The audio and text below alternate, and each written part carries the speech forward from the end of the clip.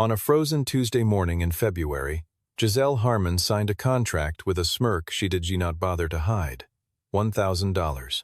That was the number she assigned to a crumbling garage she openly called a pile of junk not worth the cost of clearing.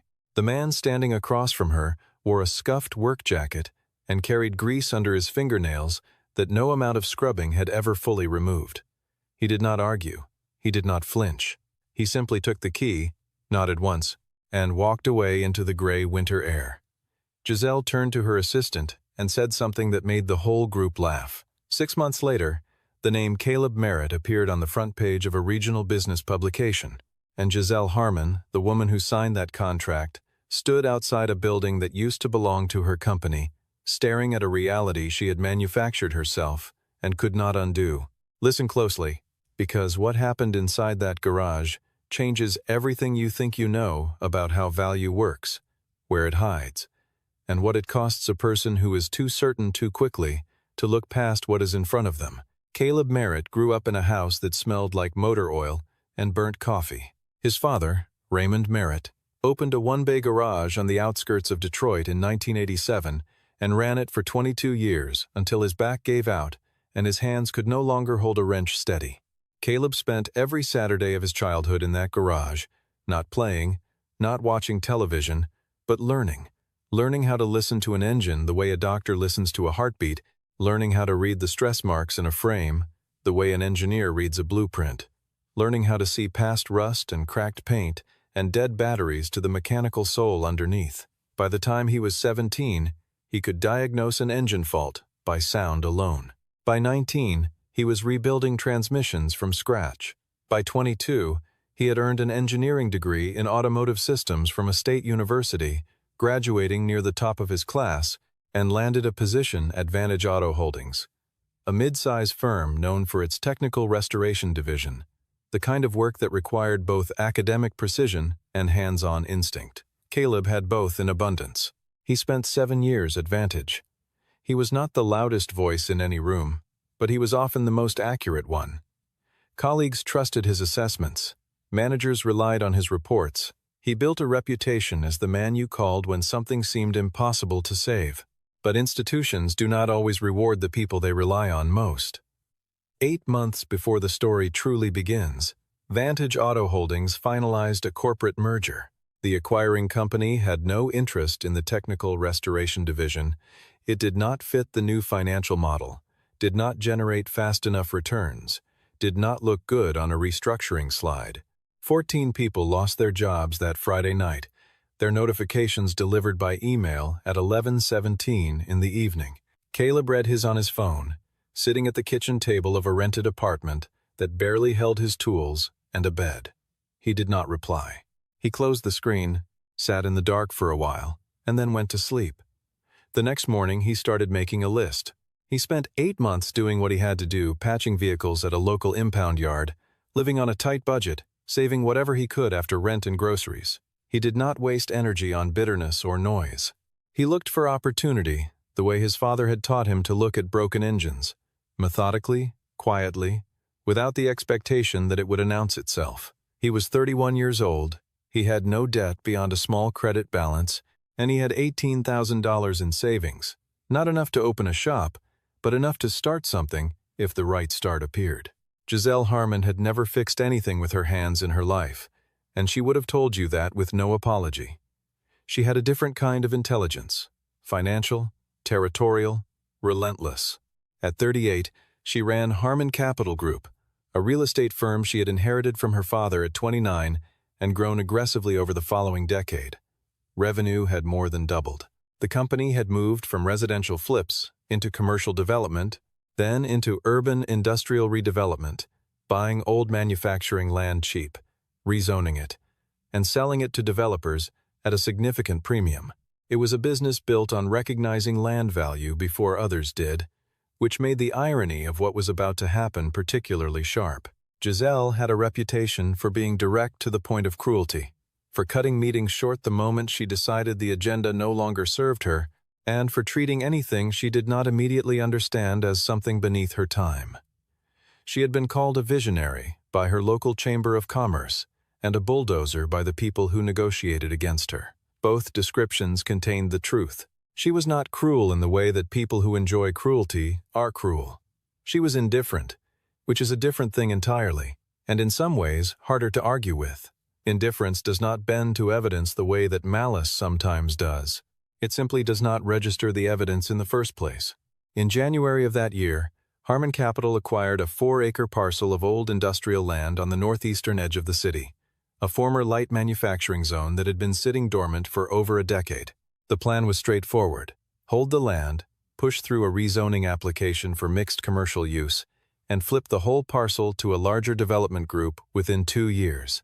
On paper, the acquisition was clean. In practice, it came with a complication. Sitting at the rear corner of the property was a garage structure, roughly 900 square feet, built sometime in the 1960s, with a rusted corrugated tin roof, 3 collapsed interior shelving systems, a main roll-up door that had not opened in 3 years, and an electrical system that a Harmon technician described in one word: dead. Giselle's team estimated the demolition and clearance cost at somewhere between $12,000 and $15,000. That was money Giselle had no interest in spending on a building she considered a liability. When the idea of selling the structure consider brief internal conversation, she approved it in less time than it takes to pour a cup of coffee. List it. Get rid of it. Move on. Owen Parker heard about the garage from a truck driver who hauled scrap from the area. Owen had worked alongside Caleb Advantage for 3 years, and the 2 men had remained close after the layoffs. Owen was now freelancing welding, fabrication, occasional engine work, and he called Caleb the evening he heard the rumor, more out of instinct than certainty. He told Caleb what he knew. Old garage, bad condition, Harmon Capital wanted it gone, might sell cheap. Caleb said very little on the phone. The next morning, he drove out to the property and parked on the far side of the street. The temperature was hovering near 20 degrees. Light snow moved sideways in the wind. He sat in the car and looked at the building for approximately 15 minutes without moving. From the outside it was, objectively, not impressive. The roll-up door was visibly warped. 2 of the 4 small windows on the side wall were boarded over. The roof had a visible sag at the eastern corner, but Caleb was not looking at what was visible. He was calculating the dimensions, noting the concrete foundation, observing the way the structure sat on the lot, and most importantly, registering the address. He knew this intersection. He had driven through it dozens of times. He knew what was around it, what was adjacent to it, and he had a quiet but precise suspicion about what was coming to this part of the city within the next 12 to 18 months. He called the number on the sign staked at the gate. He got a Harmon Capital assistant. He asked to arrange a viewing. The appointment was set for the following week. Giselle arrived with 3 people: her assistant Adrian Cole, a structural engineer from a contracted firm, and a real estate attorney. She wore a caramel-colored wool coat, heeled boots, and carried the particular expression of someone who has already decided the meeting is a formality. Caleb arrived alone. He wore his standard work jacket, carried a small spiral notebook, and showed up 2 minutes early. When Giselle's car pulled in, she stepped out, looked around the property briefly, then looked at Caleb with the kind of assessment that takes about 3 seconds and draws conclusions from the wrong data. She asked him, in a tone that made her assistant smile, whether he was a mechanic or a scrap hauler. Caleb did not answer the question directly. He asked if he could see the inside. Giselle unlocked the side entrance. The roll-up was impossible and gestured for him to go ahead, then followed with her group. She narrated the defects almost immediately, the way a real estate agent narrates features, but in reverse. The roll-up door had been jammed for 3 years. There were 3 visible structural cracks in the ceiling joists. The electrical was fully non-functional. A site assessment had identified possible foundation settling in the northwest quadrant. She said her team valued the property, accounting for demolition costs, at negative $15,000. She said this clearly and without softening, as if making sure Caleb understood that he was not being offered a bargain, he was being offered a problem with a price tag attached to it, to make the problem go away faster. Caleb nodded slowly and walked into the interior. It was dark. He used the flashlight on his phone. He moved methodically from wall to wall, corner to corner, running his hand along the concrete block walls, looking up at the ceiling, crouching down to check the floor surface. He spent 12 minutes inside. Then he came back out into the cold and asked one question: "How much?" Giselle looked at him for a beat, then turned to Adrian and repeated the question in a voice pitched for the group, as though the question itself was the punchline to something. $1,000, she said, with a full waiver of any harm and liability, and a relocation clause, requiring Caleb to vacate the structure within 18 months should the broader redevelopment project receive formal approval and break ground. Caleb agreed without negotiating. He signed the contract at a folding table that someone had set up near the gate, with the wind cutting across the lot and the attorney watching over his shoulder. When the handshake was done, and Caleb had the key in his jacket pocket, Giselle said to Adrian, just loud enough, that she was noting in the file the sale of a derelict garage to a very optimistic man. There was quiet laughter. The group walked back to their vehicles. Caleb stood at the gate for a moment, then turned back toward the building and walked the length of the exterior one more time before heading to his car. He stopped near the side door for exactly 2 seconds, looked through the gap in the warped frame at something in the far interior corner, something beneath a large blue tarp, something that rose from the floor nearly to the ceiling, and then he walked to his car and drove away. He came back the next morning at 6. He came with a heavy flashlight, a pry bar, a set of hand tools, and his spiral notebook. He did not start with the structure. He started with the tarps.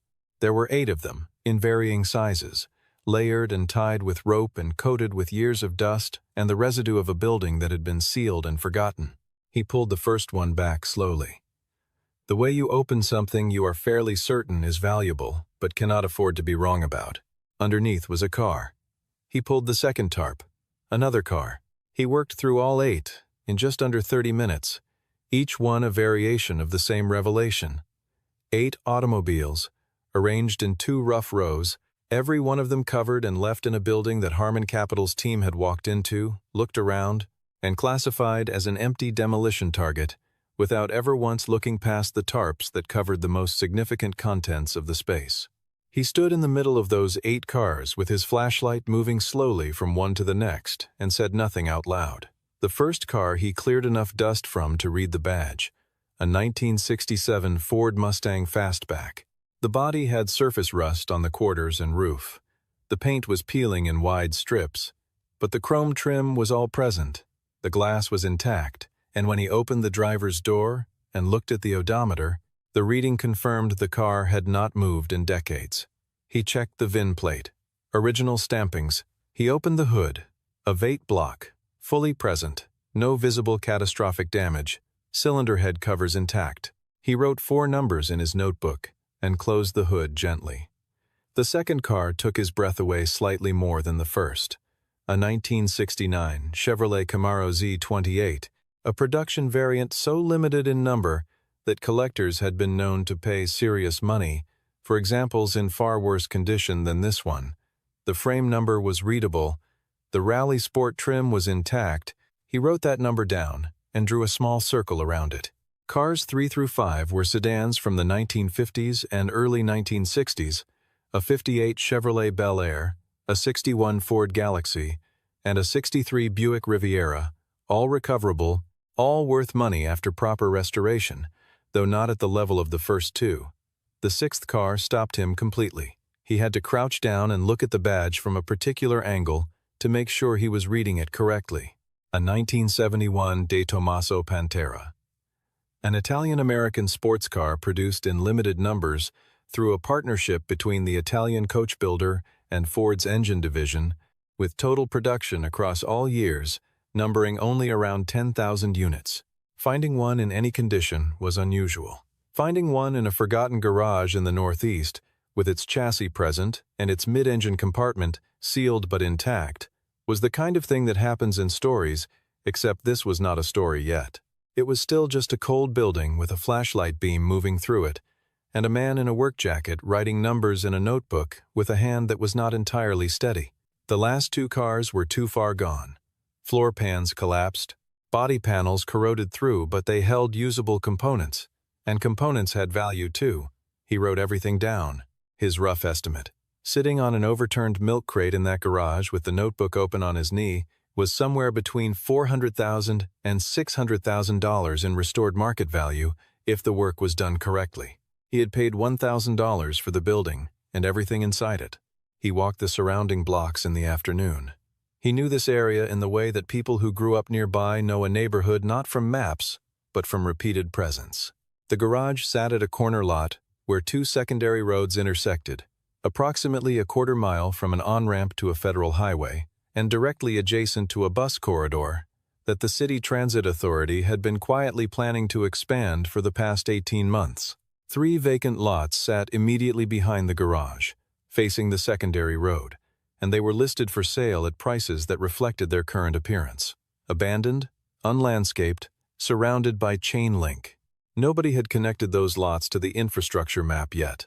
Caleb had an acquaintance from his engineering years, a man named Marcus who now worked in municipal planning, and he called him that evening. He asked a simple, neutral question about the development zone classifications for that quadrant. Marcus gave him a simple, neutral answer. The entire block sat inside what the city's internal planning documents called a Phase 2 Commercial Development Priority Zone, meaning that within 12 to 18 months, the infrastructure upgrades would be formally announced and land values in the zone would shift accordingly. Caleb thanked him, ended the call, sat at his kitchen table, looked at the numbers in his notebook, and smiled. It was the first time he had smiled without reservation since the night he was laid off. He called Owen the next morning. He did not explain everything on the phone. He said only that he had found something, that there was no salary in the immediate term, and that he believed it would be worth the investment of time. Owen asked how much Caleb had paid for the property. Caleb said $1,000. There was a pause.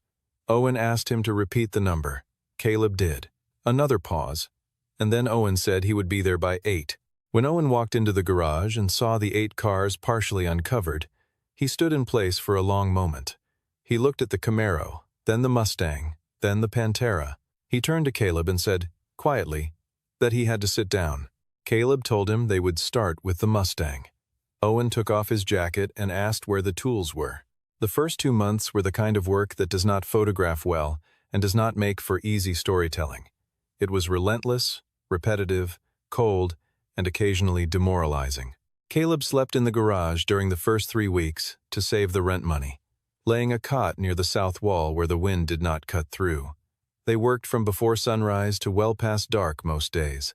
The Mustang required a crankshaft replacement, a part that had to be sourced through a private supplier in Ohio, and the 3-week wait meant they shifted to preparation work on the Camaro and the Bel Air, pulling apart, cleaning, cataloging, assessing what could be rebuilt and what had to be replaced. Caleb spent his own money carefully. $18,000 had seemed like a workable foundation, but between replacement parts, specialty fluids, body shop compounds, new wiring harnesses, and the welding rod and sheet metal stock that Owen went through at a steady pace, the account moved in one direction. By the end of the first month, he had $1,200 left. He did not tell Owen. He took 2 nights of towing work through a contact at the impound yard to generate enough cash to order the next batch of supplies, and said nothing about it. One night in the middle of February, a section of the eastern roof failed in a rainstorm, not catastrophically, but enough that water poured directly into the open engine bay of the Camaro, which they had fully disassembled for inspection. Owen put his fist on the workbench and said several things that are not worth repeating. Caleb stood looking at the water pooling in the cylinder cavities, then found 2 additional tarps and covered everything that was exposed. He cleaned up the water with rags. He went back to what he had been doing. Owen watched him for a minute and then picked up his tools and went back to work too. There was a period, around the 3rd week of February, when Caleb sat alone in the garage late at night and took out a small notebook, not the spiral one with the vehicle records, but an older one, water-stained at the corner, that had belonged to his father. Raymond Merritt had written notes in it across 30 years of working on cars, observations, measurements, reminders, small pieces of philosophy that had accumulated the way grease accumulates in the threads of an old bolt. On one page near the middle, in his father's blunt handwriting, was the sentence, "When they see rust, you see the metal underneath. Caleb had read that sentence perhaps 100 times in his life. As a child, it had sounded like a mechanic's proverb. As an adult who had spent 7 years at a corporate firm, it sounded like the most economically accurate thing anyone had ever written down. Caleb took out a pen and wrote below it, in his own hand, $1,000, February. This is where it starts. He closed the notebook and put it in the inner pocket of his jacket, where it stayed for the remainder of the project. By the end of March, the Mustang was finished. Not repainted in candy colors or modified with aftermarket parts restored, correctly, to its original specification, the way a serious collector demands. The body panels had been stripped, primed, and respray painted in the factory-correct shade of Highland green. The chrome had been re-chromed where necessary and preserved where possible. The V8 had been rebuilt with period-correct components. The carburetor rebuilt, the cooling system flushed and resealed, the interior retrimmed in correct black vinyl. When Owen rolled it out of the garage on a Saturday morning with the sun just clearing the rooftops, he sat behind the wheel and turned the key. The engine caught on the second crank and settled into an idle that was deep and even and entirely authoritative. Caleb stood at the edge of the open roll-up they had repaired the door by the end of January, with his arms folded, and listened to the idle for a full minute. Owen revved it once, gently, and the exhaust note moved through the air in a way that communicated something that could not be expressed in numbers. Caleb said only that it was good and went back inside. He posted a single listing on a private forum used by serious collectors of American muscle cars. No auction platform, no open marketplace, just a carefully worded description, accurate vehicle history, photographs of the restoration work, and a contact number. He received 11 inquiries in 72 hours. The one he prioritized came from a woman named Diana Ashford. She was 55 years old, a widow who had inherited a significant estate from her late husband, a man who had made his fortune in industrial manufacturing and who had spent the past decade building one of the more serious private collections of American classic automobiles in the northeastern region, housed in a climate-controlled facility on her Vermont property. She did not negotiate aggressively. She asked precise questions about the VIN, about the original build sheet, about the specific suppliers used for the chrome restoration, about the engine rebuild documentation. Caleb answered each one with the same level of precision she brought to asking them. She arranged to inspect the vehicle in person and arrived with her own mechanical engineer, a retired Chrysler employee named George, who wore a flat cap and said very little but spent 2 hours underneath the car and around the engine bay with a borescope and a reference notebook. George told Diana in a low voice that the restoration was, in his assessment, about as correct as he had seen outside a professional museum restoration. Diana shook Caleb's hand and offered $94,000. Caleb accepted. The wire transfer cleared 3 days later. Owen saw the notification on Caleb's phone screen and grabbed him by the shoulder. Caleb allowed it for about 2 seconds before stepping back, nodding once, and walking to the workbench to pick up where he had left off on the Camaro. Diana said something before she left the lot that lodged itself in the architecture of what followed. She told Caleb, as she was putting on her driving gloves beside her car, that she had friends in her circle of collectors who were actively looking for quality restoration work. She said if he came across anything worthy, he should call her before posting anything publicly. He told her he appreciated that, and meant it. What he did not tell her was that he had 6 more vehicles in the building behind her, at least 2 of which she would likely want herself. Within 2 weeks of the Mustang sale, Diana had passed Caleb's contact information to 2 people in her network. Both reached out. Within the month, he had sold the 1958 Bel Air, restored to a high standard, in its factory-correct Snowcrest white over India, ivory two-tone for $28,500.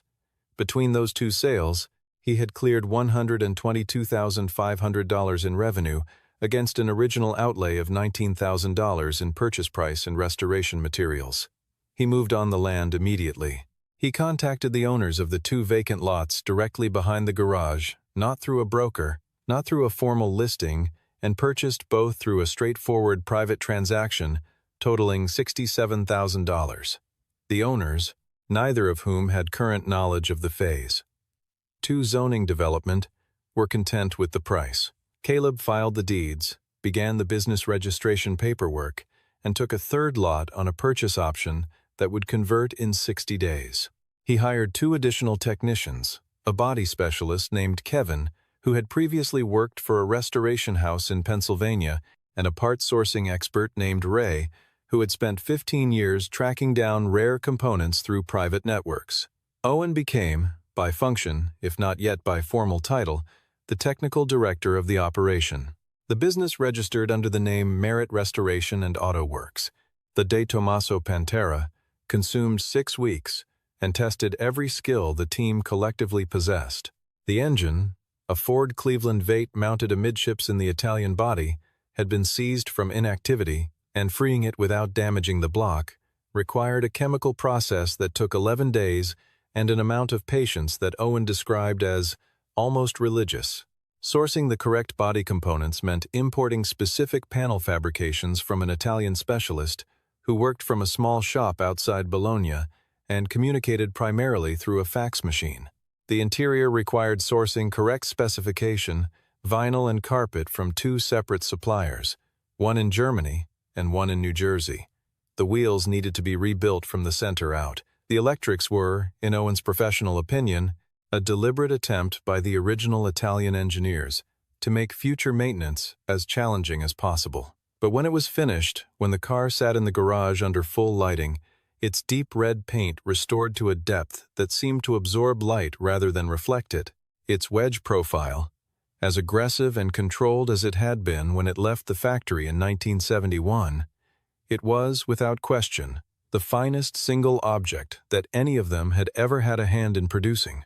Charlotte Webb had been covering business and finance for the Northeast Business Review for 9 years, and she had a specific talent for finding stories that the financial press had not yet classified as stories. She heard about Merit Restoration through a contact who attended collector car events in the region, called Caleb in early June, and was told, politely, that he was not interested in being interviewed. She sent him an email the following day. She did not offer a favorable profile or promise positive coverage. She wrote that she was not interested in documenting success. She was interested in the moment someone saw something that everyone else had dismissed and decided to act on what they saw. Caleb read the email twice, thought about it for a day, and agreed to 30 minutes. They met in the garage, which was by that point a functioning, organized, staffed operation that bore no resemblance to the building he had unlocked in February. They talked for 2.5 hours. Charlotte asked about the cars. She asked about the tarps. She asked about the February morning and the key and the contract. She asked who had sold it to him. Caleb said without heat or emphasis that the property had been sold by Harmon Capital Group and that the CEO had signed the paperwork personally. Charlotte wrote this down and underlined it. The Barrett-Jackson Special Consignment event was held on the last Saturday of June at a conference facility in the city. Caleb had submitted the Pantera for consideration in January, before the restoration was complete, on the strength of the vehicle's provenance and his documentation of the restoration plan. It was accepted as one of 10 featured lots for the evening session. Caleb arrived in a dark suit, the first time he had worn one since his father's funeral 5 years earlier. Owen sat in the second row with his arms crossed and his jaw set in the expression he used when he was trying not to show that he was nervous. Diana Ashford was in attendance. She had heard about the consignment through her network and came with 2 companions from her collector circle. She and Caleb made eye contact across the reception hall, and she raised her chin slightly in acknowledgement. The Pantera was the 8th vehicle presented. When it came through the curtain onto the main floor under the overhead lights, there was an audible shift in the room, not applause yet, just the collective intake of breath that happens when something genuinely beautiful enters a space. The auctioneer introduced the vehicle, its history, its rarity, and its restoration provenance. And when he named Caleb Merritt and Merritt Restoration and Auto Works as the restoring firm, a section of the audience who had read Charlotte's article, which had been published 4 days earlier, responded with a round of applause that was warmer than the typical lot acknowledgement. The bidding opened at $80,000. It moved quickly to $100,000, then $130,000, then paused at $155,000 before a phone bidder pushed it to $168,000. A man in the third row came back at $172,000. The phone bidder responded. The room went quiet in the way rooms go quiet when the number is real and the participants understand it. The hammer came down at $178,000. Owen exhaled so loudly that the man next to him turned around. Caleb sat still for a moment after the gavel fell, then stood and accepted the handshake from the floor representative. He was composed in the way that only people who have spent months in a cold garage working toward a specific outcome can be composed when that outcome arrives. Not surprised, not overwhelmed, just confirmed. Giselle Harmon was at the event. She had not come for the auction itself.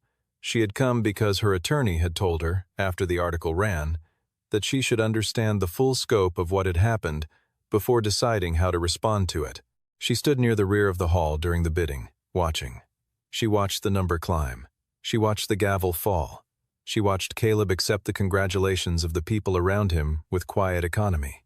After the session concluded and the room began to thin, she walked across the hall toward him. It was a walk that required something from her, not remorse exactly, because Giselle Harmon was not built for remorse, but something adjacent to it, something that required her to override the part of herself that had been running a specific, self-protective narrative since the morning Adrian had placed the article on her desk. Charlotte Webb saw her moving across the room and already had her notebook out. Giselle stopped in front of Caleb. She was without her team. There was no Adrian, no attorney, no engineer. Just her, in a different coat than the one she had worn in February, standing in front of a man whose name was now in 2 business publications, and who had just watched his work sell for more than $178,000 in a single evening. She said that she had misjudged the situation. She did not elaborate. She did not offer additional language. From another person in different circumstances, the statement might have seemed insufficient. But from Giselle Harmon, who had built a professional identity on the premise that her assessments were more accurate than everyone else's, the admission was, in its way, complete. Caleb looked at her for a moment. He did not use the opportunity to revisit February. He did not quote her words back to her. He did not perform the vindication that the situation technically offered him. He said, in a level voice, that she had seen what the building looked like and made a call based on what was visible, and that he had made a different call based on what he believed was underneath. He said that they had looked at the same thing with different equipment. Then he extended his hand. She shook it. He turned and walked back to where Owen was standing and said something to him quietly, and they both looked at the empty floor where the Pantera had been displayed, and then they started talking about the Camaro. By the end of June, the complete financial picture of Merit Restoration and Auto Works looked like this. Total revenue from vehicle sales in the Barrett-Jackson consignment had reached $398,000. The 3 lots of land acquired behind and adjacent to the original garage had, following the formal public announcement of the Phase 2 infrastructure program in May, been independently assessed at a combined value of $520,000, approximately 3 times what Caleb had paid for them. Active restoration contracts, including a commission from Diana Ashford for a vehicle she had sourced independently and wanted Caleb's team to bring back, along with 2 additional contracts from clients in her network, totaled $145,000 in confirmed work. The total net asset value of the operation, accounting for equipment, property, outstanding contracts, and the 2 remaining restorable vehicles still in process, was estimated to exceed $1 million. Owen Parker had been offered a formal 20% equity position in the company, which he accepted without the need for a long conversation. Caleb submitted a building permit application for a permanent structure on the consolidated lot, a proper multi-bay facility with a dedicated paint booth, a climate-controlled storage bay, and an office wing. He named the project on the application documents Merit Auto Works, Building 1. He went back to the garage alone on a Thursday evening in early July, after the crew had left for the day, not to work just to stand in it. The roof had been fully replaced in April. The concrete floor had been cleaned, patched, and sealed. The roll-up door operated on a new motor. The electrical system was entirely new. The space was organized, lit, functional, and for the first time since its construction, genuinely alive. He walked to the eastern corner, the one where he had pressed his hand against the wall, on the morning of his first day inside. the morning of the tarps, and the flashlight, and the notebook. The wall there had not been repainted. The original concrete block, spotted with rust stains from the old roof and darkened with age, was still exactly as it had been when he first touched it. He had told Kevin, when they were going through the renovation, to leave that section. Kevin had asked why. Caleb had said only that it was the most important part of the building and that it should stay as it was. He stood in front of it for a while, not thinking about anything in particular, just standing in the place where it had started. Then he turned off the bay lights, locked the roll-up door, and walked to his truck. People who heard the story later, and many people heard it, because Charlotte Webb wrote a second piece that ran in 3 national publications, often asked Caleb what the lesson was. He gave different answers in different moments, depending on who was asking and what they seemed to need to hear. To other tradespeople, he said that credentials do not protect you, and neither does institutional loyalty. So build the thing you can build with your own hands. To younger people, he said that being dismissed is not the same as being wrong. To journalists, he said very little, because he had learned from his conversation with Charlotte that the more he said, the more other people's interpretation filled in the spaces he left open, and he preferred the story to mean what it actually meant rather than what was convenient for a headline. The shortest answer he ever gave, and the one that appeared in the most print, was still the same. Look more carefully before you decide. In private, in the notebook that lived in his jacket pocket, he wrote something longer, on the page below his father's handwriting and below his own entry from February. He wrote that Giselle had seen the cost of things and called it value, and that he had tried to see the value of things and let the cost figure itself out. He wrote that she had looked at rust and seen a problem, and that he had looked at rust and tried to understand what the metal underneath was capable of. He wrote that neither of them had been irrational, they had just been trained to look for different things. And in that one transaction, on that one cold morning, the difference between those 2 ways of seeing had been worth approximately $1,000 on one side of the ledger and everything else on the other side. He closed the notebook. Outside the window of his new office, a small room he had set up in the corner of the garage, with a used desk and a proper chair, the lights of Merritt Auto Works were still on. Owen had left a compressor running in the back bay, and through the wall, Caleb could hear the slow, regular pulse of it, the sound of a shop that was working, that was alive, that had been built from a decision made in the cold, with a key in a jacket pocket, and a number written in a notebook, and a very specific way of looking at things that other people had already decided were not worth looking at. The De Tomaso Pantera, that sold for $178,000, had spent 40 years under a blue tarp in a building assessed at -$15,000. The garage that housed it had been sold for $1,000 by a woman who was certain she understood value.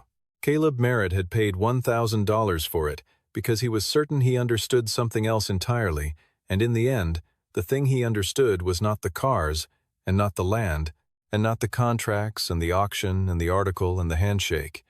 It was the difference between what something looks like and what it is.